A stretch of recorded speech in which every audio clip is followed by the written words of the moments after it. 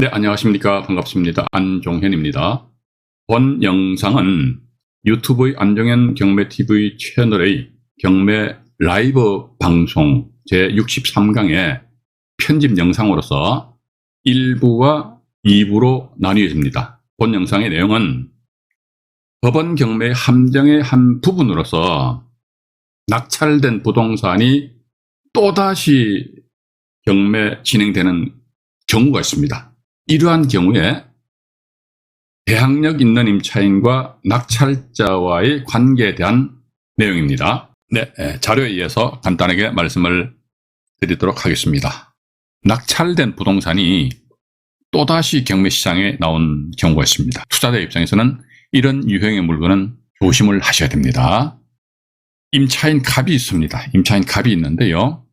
이분은 전세보증금이 1억 원입니다. 그런데 본인이 경매 신청을 하였습니다. 그럼 본인이 말소 기준 권리가 됩니다. 경매가 진행되다 보니까 을이라는 분이 3천만 원의 낙찰을 받았습니다. 정상적으로 이 사건이 진행이 된다면 을은 임차인 값, 이분은 대항력이 있고요. 대항력이 있는 임차인의 보증금이 1억 원이니까 여기에서 3천만 원을 빼면은 나머지 7천만 원입니다. 경매 비용은 계산을 안 했습니다.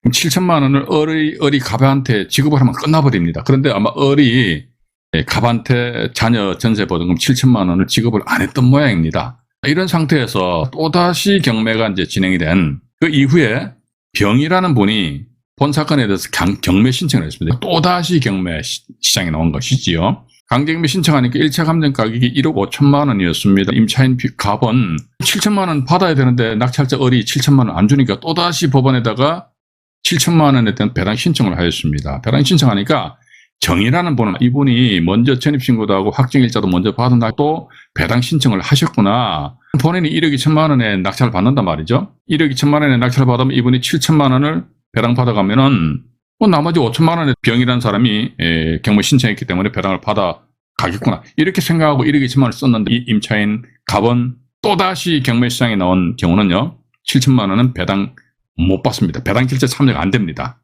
그러면 이 7천만 원은 누가? 낙찰자 정이라는 분이 추가적으로 인수를 해야 됩니다. 전체적으로 1억 9천만 원이 총 투입 금액이 되고, 그런데 본 사건의 1차 감정 가격이 1억 5천만 원이라면 마이너스 4천만 원 되겠죠? 이러한 유형의 물건들이 경매시장에 간혹 나오곤 합니다. 보다 자세한 내용을 알고 싶으시면요, 본 방송을 끝까지 시청해 주시면 되시겠습니다. 네, 고맙습니다. 네, 2부 방송에서 다시 만나 뵈었습니다. 여기 보시니까 제가 조금 전에 일부 방송에서 말씀드린 내용 아니십니까? 임차인의 강제 경매 신청은 배당 요구한 것으로 본다. 이게 또 보니까 이제 대법원의 판사님들이 이렇게 딱 말씀하신 것 같아요. 뭐 배당 요구한 걸로 보는 것이지요. 그래서 제가 뭐 여기 더 사족을 달아가지고 말이지, 경매 신청은 왜 하냐? 내 배당 받으려고 경매 신청했다. 이런 식으로 말씀 안 드렸습니까? 그죠? 또 두 번째 보니까 임차인의 배당 요구는 임차인의 배당 요구입니다. 자, 임차인은, 자, 여기 보십시오. 강제경매 신청은 배당 요구한 것으로 본다. 임차인의 배당 요구는 여기 나와 있죠, 그죠? 임차인의 배당 요구는 뭐다? 계약 해지의 의사표시다. 이게 또 대법원 사건번호 있습니다. 배당 요구했어. 배당 요구한 것은 있잖아. 너는 이제 배당 받고, 그냥 나가는 거야. 원래 우리가 일반 임대차 계약 같은 경우는요, 여기 이제 계약, 첫날입니다. 우리 계약이 끝나는 날이에요. 근데 임차인이 갑자기 계약 기간 중에 말이죠. 자기가 갑자기 급하게 지방으로, 발령이 나가지고 지방으로 이사를 가야 돼. 그러다 보니까 계약 기간 중에 임차인이 집주인한테 저기요, 전세보증금 돌려주시면 아니 되실까요? 했을 때 집주인이 웃기는 소리하고 앉아있네 하면서, 야, 이 사람아, 당신하고 나하고 계약이 약속이잖아요. 약속인데, 여태 끝나야지만 주지. 이 사람아, 안 끝나면 어떻게 계약 기간 중인데 어떻게 줘? 하고 집주인 입장에서는 전세보증금 안 돌려줘도 전혀 관계없습니다. 그럼 임차인 입장에서 어떻게 한다더라? 자기 새로운 임차인을 구해가지고 자기 대타로 해가지고 임차인을 심어서 그 임차인한테 보증금 받고 나간다든지 이럴 수밖에 없습니다. 또 이제 계약 기간이 종료되지 않았기 때문에 이런 경우는 임차권 등기조사도 할 수가 없다는 것이죠. 그런데 이번에 보니까 내가 여기 들어와서 임대차 계약을 체결했어요. 계약을. 임대차 계약을 체결했는데 계약 기간은 언제? 요때 끝납니다. 끝나는데 아이고, 요때쯤 해가지고 집이 경매가 넘어와 버렸네. 근데 여기서 보니까 딱 두 가지로 나눠져요. 대항력 있는 임차인하고요. 대항력 없는 임차인 이렇게 두 가지로 나눠집니다. 대항력 있는 임차인은요. 배당 신청을 할 수도 있고 배당 신청 안 할 수도 있어요. 근데 대항력 없는 임차인은 무조건입니다. 조건이 없어요. 무조건 배당 신청을 해야 됩니다. 네. 근데 보니까 아니 일반 임대차 같은 경우는 계약기간 중이니까 안 된다고 그러잖아요. 그거 안 돼요. 근데 경매 같은 경우는요. 계약기간 중일지라도 경매가 진행된단 말이죠. 이랬을 적에 뭐 대항력 있는 임차인은 배당 신청 할 수도 있고 해가지고 배당 받고 나갈 수도 있고 아니면 배당 신청 안 한다는 것보다 난 이 집에 계속 살게요. 나는 전 소유자하고 체결한 계약기간 있잖아. 그죠? 예. 전 소유자하고 체결한 계약기간 있잖아. 계약기간 그때 만료될 때까지 살고 낚시하다 당신이 말이지 주택양수인이네. 주택양수인은 뭐다 임대인이 지위를 승계하잖아. 승계하니까 그때 가서 당신 나한테 보증금 주든지 아니면 또 좀 요즘 같은 경우는 또 임차인한테 계약갱신 청구권이 있잖아요. 그죠? 아무런데 또 나중에 원래 임대인하고 임대차 계약 체결했는데 거기 끝나면 당신한테 내가 계약갱신 청구권 행사할게. 이렇게 이야기할 수도 있다는 겁니다. 그죠? 이게 경매가 진행 중일 때는 계약기간 중임에도 불구하고 이런 식으로 행위를 할 수가 있다. 일단 그렇게 여러분들 좀 이해를 하시면 되실 것 같습니다. 그런 상태에서 또 이제 밑에 3번으로 넘어옵니다. 여기에 지금 보면 이제 선행사건이잖아요. 선행사건에 대항력 있는 임차인이 요건 옵션입니다. 배당 신청을 하였다면 우선 변제권이 상실되어 그럼 반대로 말해 배당 신청을 안 했다면은 우선 변제권이 상실 안 돼요. 이렇게 우리가 해석하면 될 거 아닙니까? 우리 항상 이게 법 조문이든 판례든 간에 있어가지고 반대 해석을 한번 해보십시오. 배당 신청을 하였어. 그럼 우선 변제권이 없다. 그럼 반대로 배당 신청 안 했어. 그럼 우선 변제권이 있다. 자, 그런데 보니까 선행사건에 대항력 있는 임차인이 배당 신청을 안 했어요. 안 하면 우선 변제권 상실 안 돼요. 자, 왜 상실 안 되느냐니까 그 사람은 임차인의 지위를 계속 가지고 있잖아요. 그죠? 임차인의 지위를 가지고 있다 하더라. 그럼 임차인의 지위로서 어떻게 이해관계인이고 이해관계니까 배당 신청한다. 배당 신청하면 우선 변제 받는다 이거죠. 그렇게 우리가 좀 이해를 하시면 된다는 것이죠. 배당 신청하였다면 우선 변제권이 상실돼서 후행 사건에서 배당을 받지 못한다. 왜냐하면 우선 변제권이 상실한대요. 우선 변제가 뭡니까? 배당 받는 거 아닙니까? 그죠? 일단 선행 사건에 있어서 권리신고의 배당 요구 신청을 했다는 것은 우선 변제권 빠이빠이 끝나는 거야. 그럼 뭐 빠이빠이 없어지는 거야. 근데 이게 또다시 경매가 넘어온다 이거지. 또다시 경매가 넘어오니까 나 배당 신청해야지. 그럼 법원에서는 받아는 줘요. 받아는 주는데 봐가지고 받아는 주는데 우선 변제권이 없기 때문에 배당 절차에 참여는 못한다 이거죠. 우선 변제권이 상실했기 때문에 2차에서 받아는 주더라도 배당 못 받아요. 참여 못하는 게 못 받는 것이. 근데 대항력은 소멸 안 되는 당연하죠.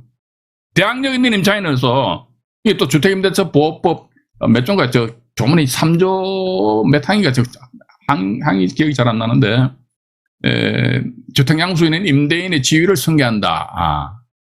그거에 가지고 대항력은 소멸하지 않기 때문에 낙찰자 당신은 말이야 나 보증금 돌려줘 봐봐. 돌려줘 봐봐. 이런 식으로 해서 대항력은 소멸되지 않기에 후행 사건의 낙찰자에게 보증금의 반환을 요청할 수 있다. 짜자잔 이렇게. 그래서 이게 야비한 경매 함정 중에 하나다. 그죠? 뭐 어떻게 보면 경매 사건에서 경매 함정이라는 게 뭐 몇 개 있겠습니까? 몇 개 없다고 보고 있습니다. 뭐 대의변제. 대의변제에 그런 꼬라지를 안 당하려면 어떡한다? 등기부등본 한 통만 발급받으면 돼요. 그거 어려운 게 아닙니다. 복잡한 게 아니라니까. 내가 단지 관심이 없어 그렇다니까. 관심이 없고 그냥 그건 뭐 법원 경매 대충 하면 돼. 무슨 어려 죽을 소리가 앉아있어요. 뭘 대충 하면 돼 봐가지고. 주변에 참 그렇게 깝깝한 사람들 참 많아요 봐가지고. 그래서 일단 보니까 1번과 2번과 3번 여기 내용인데 요건 또 연결해가지고요. 배당 요구한 것이지 배당 요구는 계약 해지여서 표시요. 계약 해지여서 표시는 뭐더 이 사람은 더 이상 이제 임차인이 아니기 때문에 이 사람은 임차인이어야지만 이해관계인인데 임차인이 아니기 때문에 이해관계인이 아니야. 이해관계인이 아니기 때문에 우선 변제권은 빠이빠이 끝나는 거야. 이해관계인은 우선 변제권이라는 것은 우선 변제권은요 배당 절차 변제 배당 절차 참여할 수 있는 그런 참여해서 변제받을 수 있는 그런 권리를 이렇게 그래 보시란 말이죠. 근데 이해관계인이 아니야. 이해관계인이 아니면 어떻게 배당 절차에 참여하지 못한다. 배당 절차에 참여 못하니까 우선 변제권이 없다는 것이 상실한다. 그렇게 좀 이해하시면 된다. 그죠? 예. 이해관계인이 아니야. 우선 변제권이 상실해서 그래서 배당 절차에 참여 못해. 후행사건이 있어가지고는. 근데 대항력은 소멸 안 돼. 왜? 그러니까 조금 전에 말씀드렸죠. 주택양수인은 임대인의 지위를 승계하기 때문에. 왜 승계하느냐? 그 사람이 말소 소멸 기준 권리보다 먼저 전입신고되어 있다면 대항력을 갖추고 있기 때문에. 따라서 그런 대항력으로서 후행사건의 낙찰자한테 돌리도라고 주장을 할 수가 있다. 그렇게 보시면서 여기에서 또 이제 저는 또 이런 생각을 해봅니다. 이게 자꾸 이렇게 생각하면 이게 법원 경매는 사실은 돈 벌기 위한 그 하나의 수단이잖아요. 수단인데 아니면 또 이럴 수도 있죠. 12사기일 날 해가지고 누가 말이죠. 한 돈 1,000만 원 딱 썼어요. 쓰고 나서 보니까 와, 너 뭐 이게 내가 잘못 알았다 이거. 쓰고 나서 저기 안중에 경매 TV 채널 딱 보니까 우와 이거 조심해야 된다 하더라. 이거 어떡하지. 그럼 예를 들어 이거 갑이라는 사람 갑이라는 사람 낙찰 받았습니다. 1,000만 원에. 와 어떡하지. 8,400만 원 줘야 된다 이거. 어떻게? 돈 없으면 어떡한다? 못 주는 거죠. 나타내죠. 못 주고 또다시 경매를 날려버리지 뭐. 이런 식으로 하면요 악순환입니다. 지금 제가 알고 있는 그 사건이요.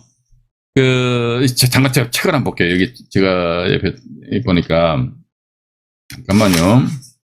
하나, 둘, 셋, 넷. 대구 지방법원 사건인데요. 빌라인데 참네.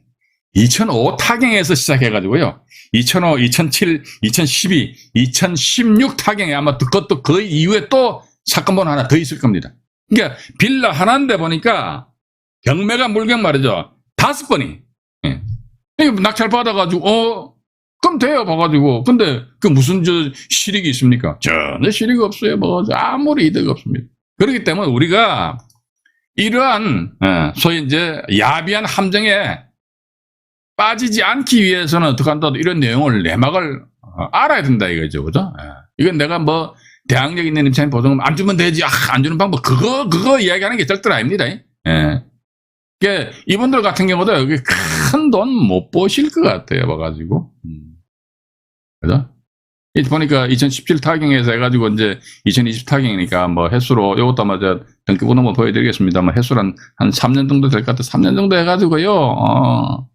이 상태에서 이거 돈 얼마나 벌겠습니까? 봐가지고. 이런 물건 같은 경우는 중간중간에 사람, 이게 말 그대로 경린이 분들이 말이죠. 들어가서 입찰하고 나서, 8,400 인수한다는 사실은 모르고 낙찰받았다가, 하면 입찰받으면 딱 뱉어내거든요. 그게 아까 일부에서 말씀 안 드렸습니까? 이 적립되는, 적립금액이.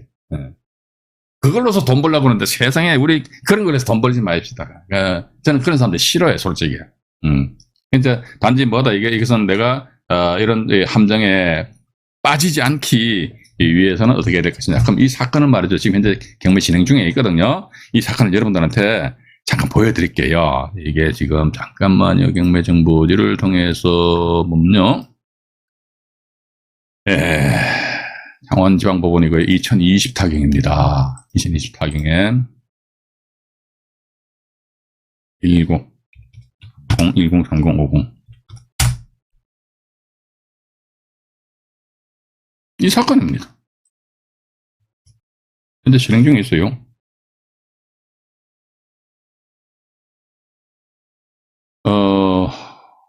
경상남도 창원시 어쩌고 나와 있고요. 이 보세요.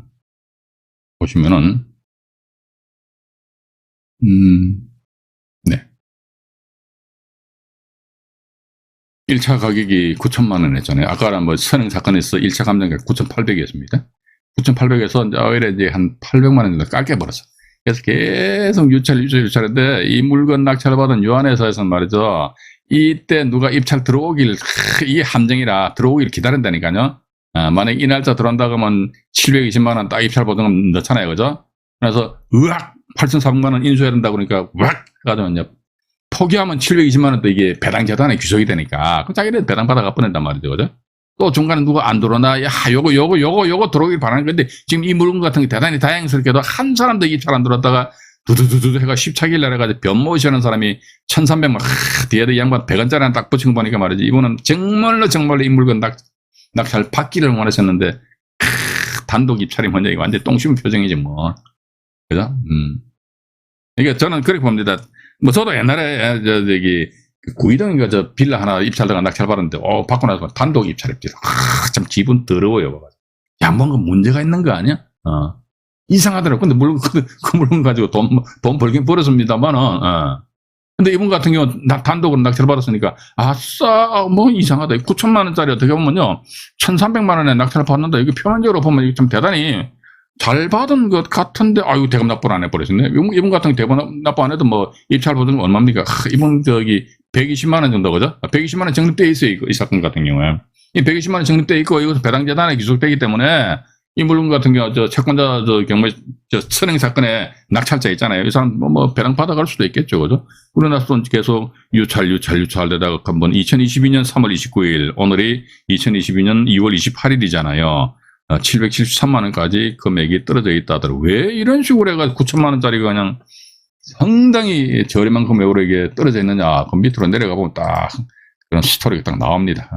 그래서 자, 이제 우리가 아까 이제 자료에 의해서 경매 물건의 소유자는 그 부동산을 어떤 원인으로 취득하였는지 그 취득 원인을 확인하자. 자, 취득 원인 확인하자. 이제 등기부등본 보면 딱 나와 있거든요. 뭐, 이 보시니까 보세요. 취득 원인을 확인하자. 소유자가 이게 유한해서 합니다. 강제경매라는 매각이잖아요. 밑에 사건번호 나와 있잖아. 우와! 강제경매라는 매각이잖아. 야! 강제경매라는 매각으로 이 사람이 경매 신청했는데 보니까 우리가 상식적으로 한번 생각해 봅시다. 2월 3일 날 자기네들 앞으로 소유권이 등록해 가지고 3월 23일이면요. 과적 한 달 한 20여일 만에 정모시라는 사람이 2,600만 원을 받으려고 경매 신청했다. 아마 제가 볼 적에는요, 이게 같은 편이지 않겠느냐 하는 그런 생각을 가지게 됩니다. 또 어떤 경우는 이 자리에 강제 경매가 아니고요, 소유권 이전하고 나서 이게 또 이게 저당권을 설정해요, 저당권. 저당권 설정을 하지 저당권자가 또 나중에 경매 신청한 그런 케이스도 있습니다. 그 사례도 제가 오늘 아니면 3월 2일 날이죠. 3월 2일 날 여러분들한테 그 사례를 보여드리도록 하겠습니다. 자, 보니까 일단 강제경매네. 아이고 1번 타 강제경매 걸려버렸어요. 그러면 강제경매로 이 부동산을 취득했는데 그러면 강제경매로 이 부동산 취득할 당시에 이 유한회사에게 대항할 수 있는 임차인이 있었는지 그걸 확인해보자. 있었는지 확인하자니까 밑에 사건번호 적어서 2017 타경입니다. 2017 타경 해가지고 또 나와 있잖아요. 와, 이것도 보세요. 보니까, 엄마야, 엄청 심한 유찰됐죠. 그죠? 유찰해가 다다다다다다 됐어요. 아이구야, 16차, 아까 16차 매각길 날 낙찰됐다고 그랬잖아요. 우두두두두두두두 해가 유찰되다가 말이지. 응? 이게 유한회사입니다. 단독으로 얼마에 411만 원 낙찰받았어요. 허가가 나서도 기한후 납부 한 거 같네요. 그죠? 네. 여기 보니까 임차인 요건 같은 게 임차인이 경매 신청을 했다는 것이죠. 밑으로 또 권리관계를 잠깐 보죠. 자, 그러면 당해 경매 사건에서 이제 이 집이 다시 경매가 나왔으니까, 자, 그러면 이 경매 부동산 소유자, 이분들이 경매 부동산 소유자거든요. 그럼 경매 부동산 소유자가 그 부동산을 어떤 원인으로 매매를 소유권 취득했다 경매 당할 수도 있잖아요. 근데 간혹 가다 보면 강제경매라는 매각, 임의경매라는 매각, 요때는 뭐다. 두 번째 봐가지고 이 사람이 이 물건 낙찰받을 당시에 이 물건에 대항할 수 있는 즉 대항력 있는 임차인이 있는지 그걸 확인해보자. 그래서 대항력 있는 임차인 유무를 확인하셔야 됩니다. 밑으로 내려가 보니까 뭐가 있네요, 그죠? 잠깐만요. 화면을 조금 조정할게요. 네. 이 보시게 되면 공모시, 아까 공모시 말씀드렸잖아요, 그죠? 8,500에 10만 원입니다. 대항할 수 있대요. 2015년 8월 17일 전입신고예요. 근데 2015년 8월 26일이면요. 한 9일 빨리 전입신고 하셨잖아요. 그죠? 그게 대항력이 있는 거예요. 우와! 경매로 이 부동산 취득했는데 이 당시 대항할 수 있는 8,500짜리인데 이걸 411만 원에 낙찰받았다. 이게. 우와! 그럼 어떻게? 배당 요구를 하였는지 그거 여보자. 여기 보니까 배당 종기일이 2018년 1월 4일이잖아요. 그죠? 예. 배당 종기일이 2018년 1월 4일인데 배당이 보니까 2017년 10월 12일, 그죠? 2017년 10월 12일 날 배당 요구한 것으로. 근데 이건 뭐냐면 강제경매 해가지고 임차인 공모 씨가 강제경매 신청했거든요. 그 경매 기입 등기가 2017년 10월 12일이잖아요. 그죠? 그러면 2017년 10월 12일 날 배당 요구한 것을 본다는 거예요. 그러니까 아까 제가 자료에서 다 말씀드렸죠. 일부에서. 그러니까 대항력 있는 임차인이 판결문 등 집행권에 의해서 강제경매 신청하였다. 이렇듯 강제경매 신청입니다. 강제경매 신청했다는 것은 배당 요구한 것으로 본다. 그래 배당 요구하였어. 배당 요구하였으면 이제 더 이상 너는 이제 임차인의 지위를 포기하는 거야. 그죠? 임차인의 지위를 포기한다. 그럼 여기서 네가 어쨌든 죽이 되든 밥이 되든 받고 근데 당신 대항력이 있네. 8,500만 원인데 여기서 경매비용 빼고 하니까 아마 아까 8,400 뭐 얼마 나왔잖아요. 그죠? 8,400만 원 미배당이야. 미배당인데 이미 빠이빠이 한 거예요. 이제 배당 요구했기 때문에 임차인의 지위로서 가지지 못하고 자꾸 제가 반복해 말씀드립니다. 대단히 죄송합니다. 그러니까 우리가 이런 경우 한 케이스 정확하게 알아야 딱딱 집어야 돼요. 두루뭉실하게 말이지. 구렁이 담 넘어가듯이 뒹굴. 절대로 그거 안 돼요. 암만 사소한 거라도 확실하게 말이지. 아셔야 되지 않겠느냐는 그런 측면에서 말씀드리는 겁니다. 그래서 보니까 8,400만 원, 못 받았네. 그러면 유한회사한테 8,400만 원 받으면 돼요. 근데, 이게 유한회사 8,400만 원 안 주는 거예요. 안 주고 또 다시 이게 경매에 넘어왔다. 이게. 또 다시 경매에 넘어왔다. 이게 이제, 여기 이제, 지금 현재 여러분들이 보시는 화면상의 요 사건이 이제 선행경매 사건입니다. 선행경매 사건이에요. 그럼 이제, 또 다시 하니, 이게 이제 후행경매 사건이에요. 2024경에 103,050호.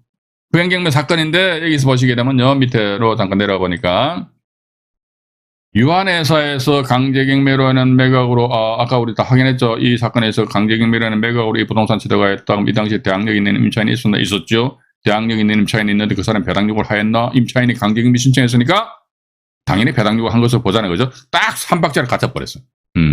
3박자를 갖춘 상태에서 보니까 여기 임차인이 공모하시는 분이 계시잖아요. 왜냐면 자기 보증금도 안 받고, 보증금을 안 주니까, 유한회사가, 안 주니까 이 사람 계속 있는 거예요. 근데 보니까, 여기 보면 8,500만 원인데, 여기서 아마 매각 물건 명세서 보면요. 8,420 얼마가 정확하게 금액이 나옵니다. 조금 이따 매각 물건 명세서 보여드릴게요. 이 상태에서 보니까 배당 요구를 또 하셨어요. 2020년 4월 6일 내려가 배당 요구 이전에. 배당, 제가 말씀드렸잖아요. 이런 배당 요구를 하여도 배당 요구 효력이 없어요. 그럼 법원에서 왜 받아주느냐? 그건 묻지 말아요. 그냥 받아줘요, 그냥. 그러면 얘기는 어떤 그런 행위에 대해 가지고 그 효력이 있느냐 없느냐 얘기에 대한 판단은 누가 하는데 내가 해야 된다는 내가. 그래서 저는 그렇게 봅니다. 법원 경우는요 그렇게 우리한테 친절하지 않습니다. 내 돈 온 돈 싹 다 갖다 주고 말이지. 그렇게 한데도 불구하고 권리 분석이라는 암초에 턱턱 걸리면 나다빠져 버리고 요즘부터 법원에 계신 분들 상당히 많이 친절해 주셨죠. 제가 옛날에 90년대 말 그대로 옛날입니다. 그때 할 적에는요. 가서 말도 못 붙였어요. 뭐랑 뭐 뻑뻑 성질을 내가 말이지. 요즘 많이 바뀌었을 겁니다. 그죠? 그런데 어쨌든 일반 매매에 의해서 부동산 취득하는 것보다는 그러듯이면 이제 법원 경매를 통해서 취득하는 것이 절차가 그렇게 원만하진 않습니다. 그렇다면 우리는 경매 투자를 통해 가지고 돈 맛을 좀 봐야 될 거 아닙니까? 그렇게 내 돈 다 들어가도 구박 다 받아가면서 말이지. 나중에 계산기 뜩뜩 뜯어보니까 어머야 마이너스 인생 돼버려. 머리털 팍팍 빠집니다. 머리털 안 빠지려면 어떻게 해야 됩니까? 공부하셔야지 뭐. 그죠? 제 말씀 듣기 싫으신 분들은요 이게 방송 보지 마세요. 저는 이 억지로 방송 좀 봐주세요. 저거 안 해요. 뭐라 합니까 봐가지고. 본인들 필요에 의해서 필요한 사람들만 방송 보시라니까. 여기 보시니까 또 이번에 강제경매 아까 말씀드렸죠. 그죠? 약 한 달 22일 만에 강제경매 신청을 하였다는 것은 뭔지는 모르겠지만 이 양반들끼리 서로 짜고 치는 뭐가 있지 않겠느냐 이렇게 이런 생각을 하고 있다는 겁니다. 그런데 또 나아가서 여러분들 보십시오. 이 유한회사에서는 생각을 잘못했어요. 뭐냐면요. 이 사람들은 제가 만약에 이걸 한다면요. 저는 이런 거 안 해요. 이런 건 하자고 옆에서 부추겨도 저는 안 합니다. 옛날에 한 10여 년 전에 말이죠. 이것도 약간 산으로 올라갑니다만은, 그 당시에 다음에서 건강한 부자클럽 카페를 운영할 당시에, 그때 카페에서 어떤 번개 모임이죠. 그때 보니까, 그 당시에 제가 실전경매, 생생경매 엑스파일 책을 써가지고 사람들한테 이야기를 하면서, 한번 당합니다. 그 사례돼가지고, 지금 방송하는 제 사무실이에요. 여기서 몇 분에 앉아가 서로 공부할 수 있는 그런 공간도 있거든요. 그래서 이야기하면서 유독 그 업체가 자꾸 눈에 띄더라고, 그 정보지에. 그래서 그 업체에 대해서 제가 공개적으로 이야기를 하려고 해도 이야기를 안 했어요. 이야기를 안 하고, 강의 끝나고 나서 옆에 호프집 가서 맥주 한잔 먹는데 제가 명함을 받아보니까 그 업체 회사 대표이사시더라고요, 대표. 그래서, 아이고, 저는 그거 딱 보면서, 역시 사람은 정말로 말 조심해야 된다. 그런 식으로 해서라도 이분들이 뭐 돈을 버는지는 잘 모르겠습니다. 모르겠는데 어쨌든 봐가지고, 제가 만약에 이 회사 대표라면은 저는 이런 거 안 한다고 했습니다. 만약에 그렇다면은요, 강제징용 신청하는 것이 아니고, 강제징용 하는 것이 아니고, 여기다가, 건저당권을 설정해버려요, 건저당권. 건저당권 설정해, 건저당권자 경무 신청해버려요. 그렇게 하게 되면 건저당권은 우선 변제권 있잖아요, 그죠? 가압류 뒤에 보니까 가압류 뭔가 있는데, 서울보증보험인지 모르겠네요. 가압류는 우선 변제권 없잖아요. 그러면 우선 변제권이 있으니까 자기가 먼저 싹 다 가져가는데, 강제징용에도 보면요, 이게 우선 변제권 없어요. 자, 보십시오. 그러면요, 여기 유한회사에서는 이거 해봤자 돈도 안 된다니까. 왜냐면은 이분들이 411만 원에 낙찰을 받았잖아요, 그죠? 등기하고 여기 자기가 한 500만 원 정도 더 갖다 칩시다, 그죠? 근데 이거 예를 들어 한 돈 1,000만 원에 누가 낙찰 받아가지도 않겠지만은, 낙찰 받아간다 치자. 1,000만 원 가지고 여기서 보면 1,000만 원에서 이제 경매비용 한 300만 원 빼면 얼마입니까? 한 700만 원 남죠, 그죠? 700만 원 가지고 어떻게 한다 하더라. 자기네 청구액이 2,600이잖아요. 분모 2,600 들어갑니다. 또 여기 보니까 가압류권자 이 사람 보니까 6,000만 원이죠, 그죠? 분모 6,000만 원 들어가요. 분의 2,600, 분의 6,000. 이런 식으로 안분 비례배당해 버린다고. 그럼 이거 잠깐 계산기를 잠깐 한번 눌러볼게요. 700만 원이라 치고요. 700 곱하기 2,600 나누기 8,600 211만 원 떨어집니다. 참네. 아니 이분들이 2020년도에 소위 끊어져 가지고 때는 한 500만 원 들어갔는데 나중에 계산해 보니까 211만 원 나오는 거야 이게. 이거 뭐 하는 짓거리인지 모르겠어. 그죠? 그래서 제가 말씀드린 것이 이 자리에 강제경매가 아니고 저당권을 설정해 버린다 하더라고요. 그러면요, 만약에 700만 원이 순수한 배당 금액이다. 그러면요, 청구액이 저당권 뭐 한 돈 1,000만 원 해놓죠, 뭐 1,000만 원, 그죠? 그러면 700만 원 싹 다 가져가 버려. 그나마 어떻게 한 500만 원 투자해가지고 700만 원 들어왔으니까 한 200만 원 정도 벌잖아요, 그죠? 그 저당권 설정 안 하고 단지 강제경매 가압류였다 그러니까 우선 변제권 없으니까 없으면 각자 자기네들 채권액별 안분 비례배당해 버린다는 거, 그죠? 그래서 이제 이런 유행의 물건이 간혹 가다가 나오기 때문에 우리 시청자 여러분들 말이죠, 이게 좀 상당히 좀 조심을 많이 하셔야 되지 않을까 하는 그런 생각을 가지게 되면서요.